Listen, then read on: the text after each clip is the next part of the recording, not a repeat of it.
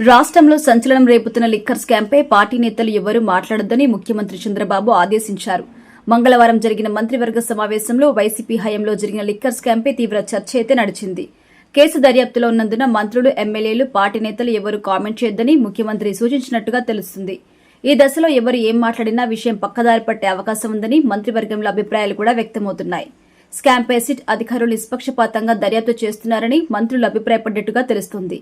ఈ సమయంలో ఎవరు మాట్లాడినా దర్యాప్తును ప్రభావితం చేస్తున్నామని విమర్శలు వ్యక్తమయ్యే ప్రమాదం ఉన్నందున రాజకీయంగా అప్రమత్తంగా ఉండాలని సీఎం సూచించినట్టుగా చెబుతున్నారు. కుంభకోణంపై పత్రికల్లో వస్తున్న వార్తలపైన ఎవరూ మాట్లాడొద్దని స్పష్టం చేశారు. అదేవిధంగా వచ్చే కేబినెట్ భేటీ నాటికి ప్రభుత్వం అధికారంలోకి వచ్చి ఏడాది కాబోతున్నందున ఈ ఏడాది కాలంలో సాధించిన విజయాలు, తీసుకొచ్చిన పెట్టుబడులపై ప్రచారం చేయాలని కూడా నిర్ణయించారు. ఇక రైతు సమస్యలపై మంత్రివర్గంలో సుదీర్ఘ చర్చ జరిగిందని చెబుతున్నారు. రేషన్ సరుకులను సరఫరా చేస్తున్న ఎండియు వాహన వ్యవస్థను రద్దు చేయాలని మంత్రివర్గం డిసైడ్ అయింది.